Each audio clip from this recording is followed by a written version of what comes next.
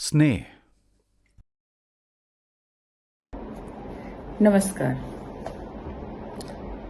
लावण्य में सत्य को ज्यों का त्यों कह सकने का साहस है और सत्येंद्र टकराव को छोड़ प्रेम कर सकने का साहस रखता है।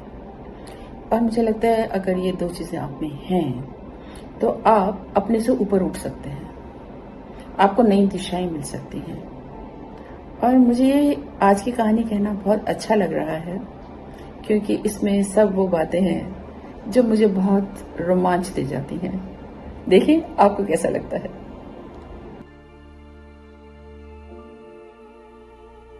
अगला एक महीना लावण्या का पूरी रचनात्मकता में बीता। कैसे एक अभिनेता चरित्र को व्याख्यात करने में अपनी रचनात्मकता दिखाता है। वेशभूषा का चयन, मंच संचालन, आवाज के उतार चढ़ाव, बाकी कलाकारों से संबंध, कितना कुछ था सीखने के लिए। और इस सीखने में जो आनंद था उसके लिए बस एक ही शब्द था उसके पास, वो था स्वतंत्रता का अनुभव। सत्येंद्र अनुभवी लेखक निर्देशक था। बाद में उसने बताया कि बनारस में वे वर्षों से मंच से जुड़ा रहा है और उसके दादाजी ने उसे ये सुझाव दिया था कि उपनिषदों, पुराणों को मंच पर लाया जाए ताकि वो ज्ञान कहीं खो न जाए और भावी पीढ़ी इस संपदा से कहीं वंचित न रह जाए। नाटक बहुत सफल रहा था।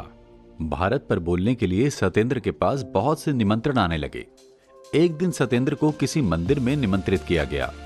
उस दिन उसने मनुष्य की भावनाओं के बारे में बोला। वो कह रहा था कैसे हमारा सामाजिक ढांचा, कलाएं, दर्शन भावनाओं को शांत करने का प्रयास है।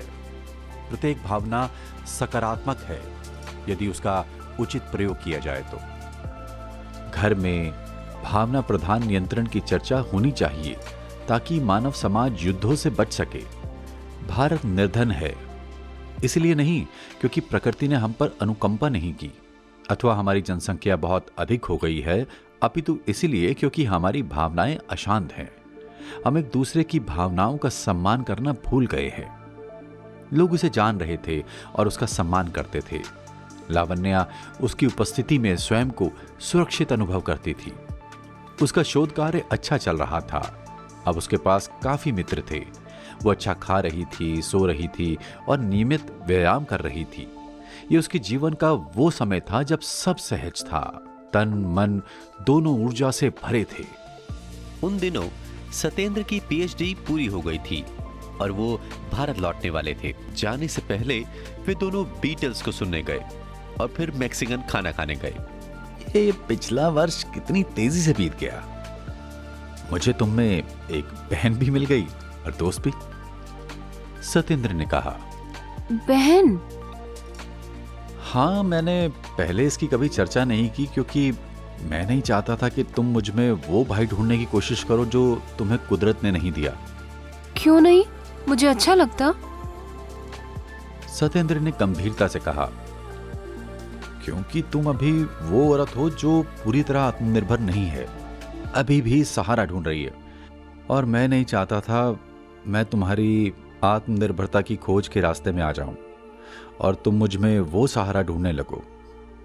मैं चाहता हूं तुम अपनी पूर्ण स्वतंत्रता की यात्रा जारी रखो। हाँ, ये सच है। लावण्या ने कहा। आप मुझसे सिर्फ 3 साल ही बड़े हैं, पर मुझसे कितना अधिक जानते हैं। कोई दो जिंदगियां एक सी नहीं होती। हर कोई अपने संदर्भ में सही होता है। जीवन कुछ पाने या खोने का नाम नहीं बल्कि महसूस करने का नाम है। हम अपना जीवन भावनाओं से आरंभ करते हैं और उसी से अंत करते हैं।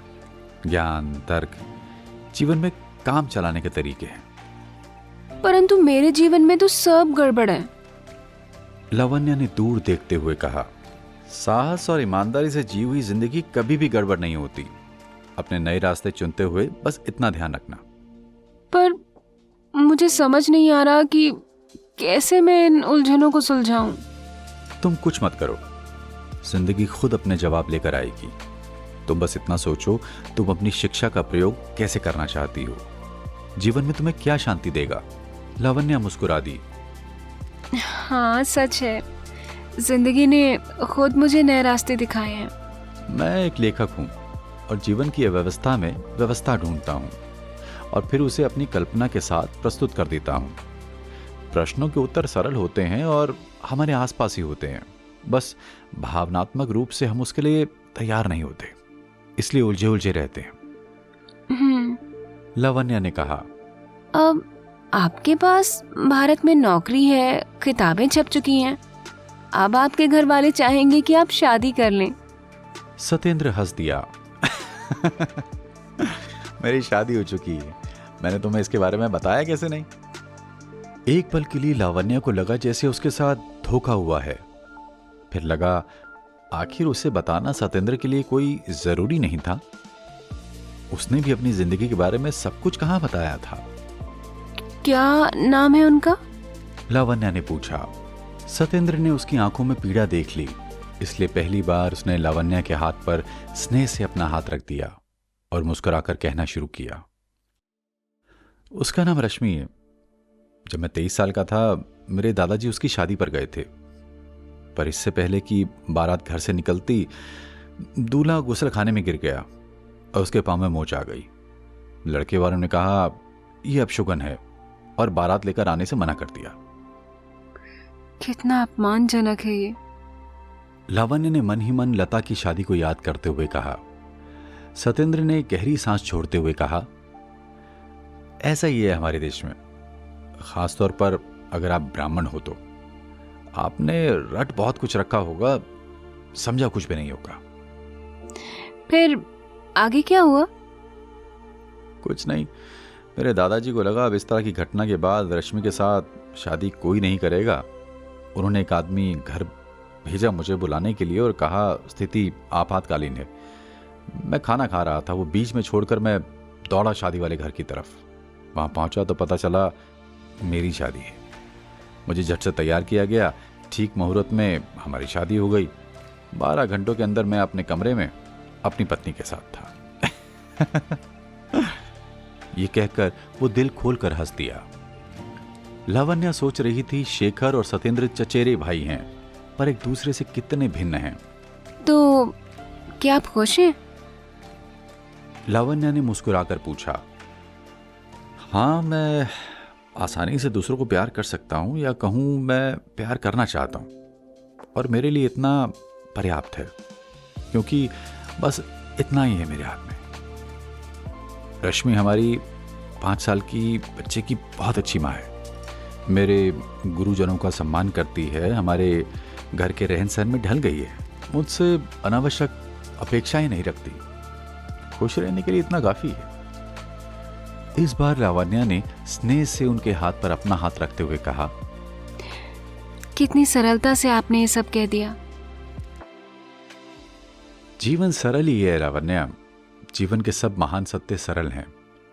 E=mc², कितना बड़ा सत्य है, पर कितनी सरलता से उसे कहा गया है, और यही इसका सौंदर्य है।